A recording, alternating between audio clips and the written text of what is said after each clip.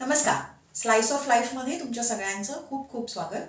आज आपण ज्या पुस्तकातला लेख वाचणार आहोत त्याचं नाव आहे आपलं आपल्यातलं आणि त्याच्या लेखिका आहेत डॉक्टर वर्षा ठाकूर. आज आपण आधी लेख वाचूया आणि नंतर मी हा लेख का निवडला ते मी तुम्हाला थोडक्यात सांगते. लेखाचं नाव आहे सुहाना सफर आणि 10 एप्रिल 2022 या दिवशी डॉक्टरांनी हा लेख लिहिलाय.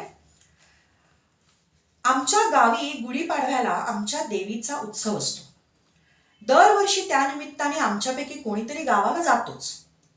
कोरोनामुळे मागची 2 वर्ष आम्हाला जाता आलं नव्हतं, पण या वर्षी मात्र सगळीकडे कोविड कमी झाल्यामुळे उत्साहाचं वातावरण आणि त्या उत्साहात विशेष भर म्हणजे या वर्षी सुरू झालेलं सिंधुदुर्ग विमानतळ, जे आमच्या गावापासून अवघ्या 10 किलोमीटर अंतरावर आहे.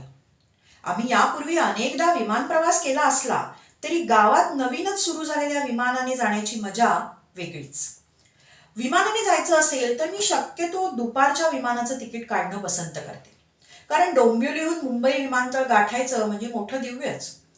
शिळफाटाच्या ट्रॅफिकचा विचार करून खूप लवकर निघावं लागतं आणि त्यात जर पहाटे किंवा अगदी सकाळचं फ्लाईट असेल तर मग काही विचारता सोय नाही.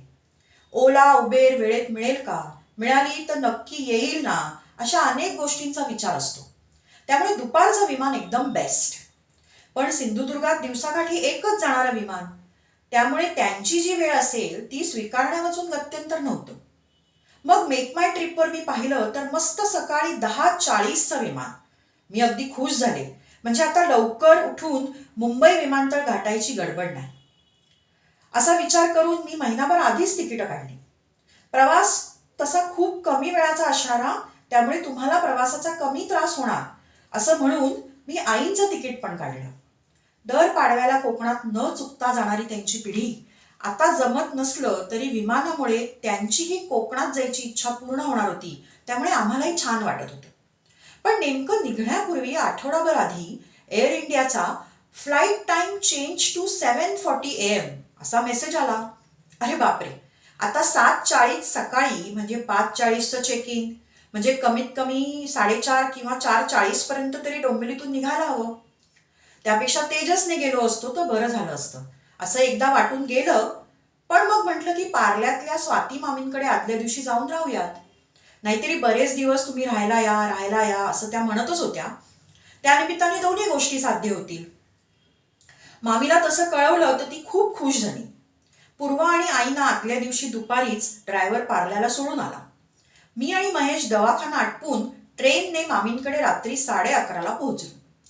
सकाळी 6ला बाहेर पडलात तरी 15 मिनिटात पोचाल असं मामीने सांगूनही मी पहाटे 4:45ला उठून आणि इतरांनाही उठवून आम्ही सगळे 5:30ला अगदी तयार देखील झालो.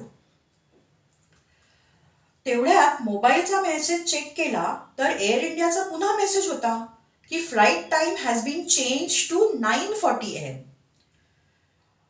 अरे, अजून तासभर आरामात झोपलो असतो. आता चेक इन 7:40 म्हणजे अगदी 7:40लाच घरातून निघालो तरी चालणार होतं की.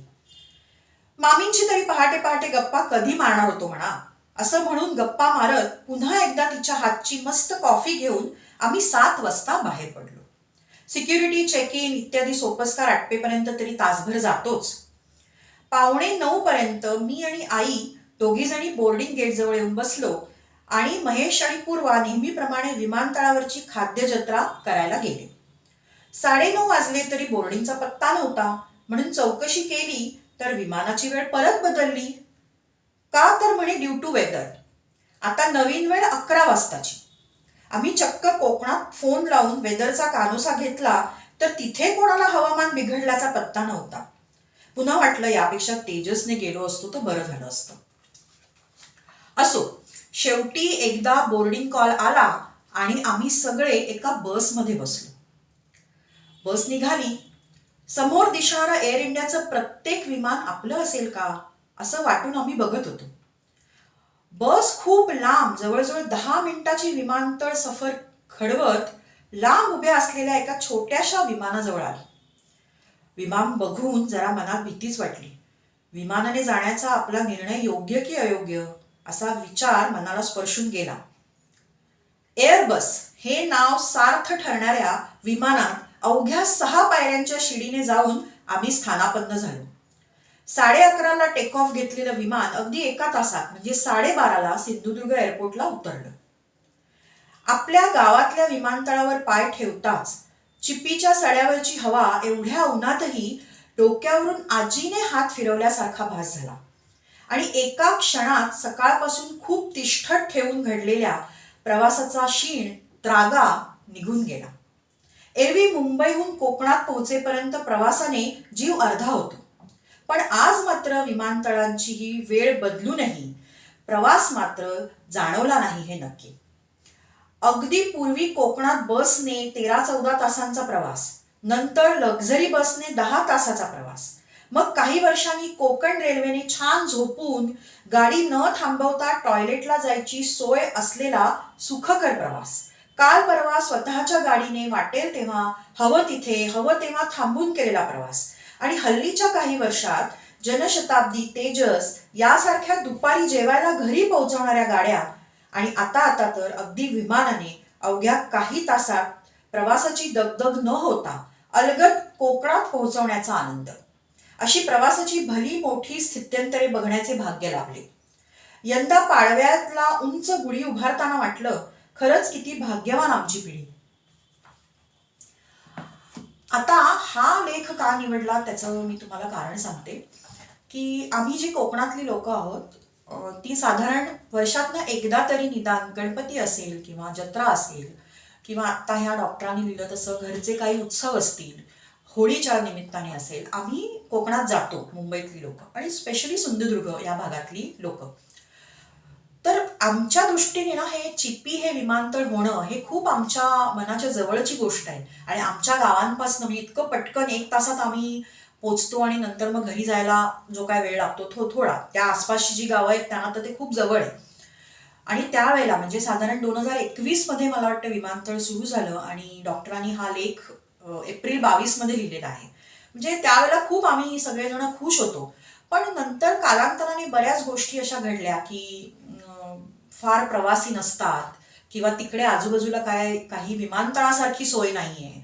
त्यामागची गणितं वेगळी आहेत. म्हणजे राजनैतिक इच्छा असेल किंवा प्रवासी कमी येतात म्हणून बंद पडायला आलेल्या सर्व्हिसेस असतील किंवा त्याच्या मागचं अर्थकारण असेल. कारण एखादं विमानतळ चालवायचं म्हणजे ते नुसती ती सर्व्हिस देऊन चालत नाही, त्यामागे खूप मोठं गणित असतं आर्थिक, हे मला समजतं.